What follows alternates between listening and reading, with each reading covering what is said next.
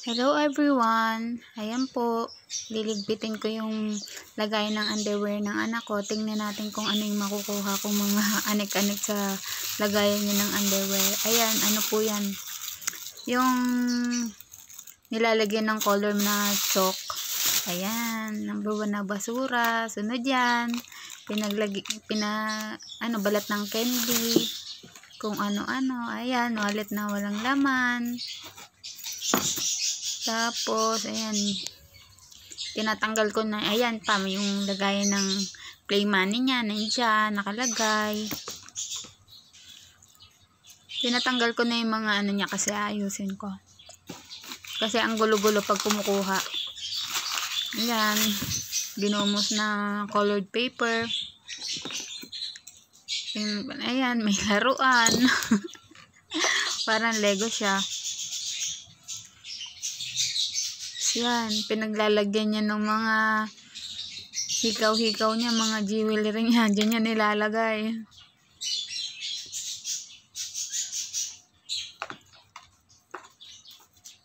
Yan, may ampaw na walang laman, tinatabi pa.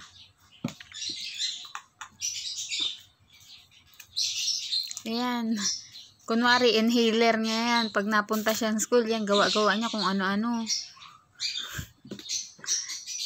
Ganyan din ba ang mga anak nyo? 9 years old lang yung anak ko. Ayan, may laruan pa. Ayan, ano yan? Listahan ng mga requirements of... Ay, hindi pa pala yan. Basura din. Ayan, pang bingo card. Kung ano-ano. Ayan pala yung listahan ng requirements pag magpapakumpil. Sinabi niya yan sa akin, di na daw siya sasali kasi may bayad daw na 400, mahal. Ayan yung mga requirements. Hindi na daw siya magpapakumpil kasi may bayad na 400.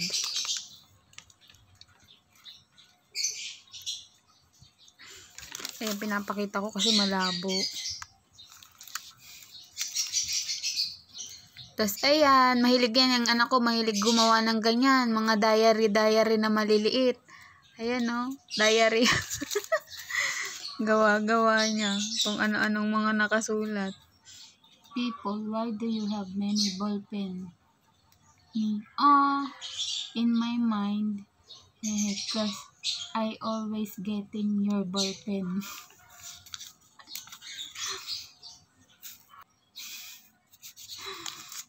Okay. Diary. Ayan pa, diary pa ulit. Naghilig talaga ng anak ko kung ano-anong ginagawa sa papel. Pag minsan nananahimik yun dito sa bahay, makikita ko na lang kung ano-anong ginugupit, kung ano-anong pinagagawa sa papel. Mahilig siya sa mga sa mga arts and craft. Hindi masyadong kita yung sulat eh. Yan, may pogs.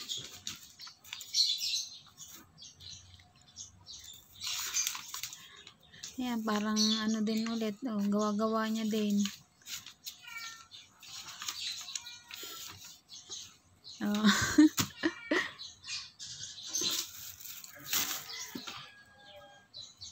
Ayan, may takip ng ballpen.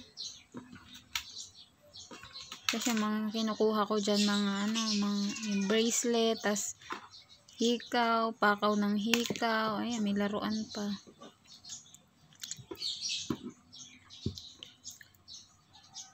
So, ayan lang, inayos ko lang yung lagayan niya para pag, siya, kukunin, hindi na bukalkal ng kalkal. Ayan.